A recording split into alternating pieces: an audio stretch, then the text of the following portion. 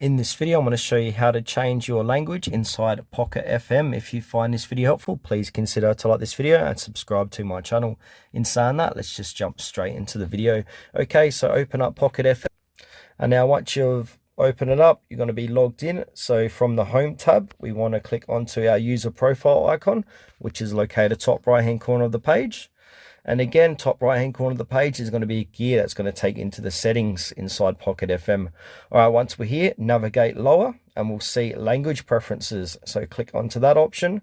And then we've got audio language or app language. So depending what language you want to change, if you want to change the audio language, click on that, choose your preference, then click save.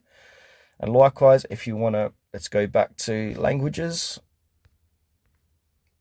preferences. If you want to change your app language, click onto that, and then we got English, Spanish, or German, and then click it, then click save, and then it's going to restart and send you back to the home page with the correct language.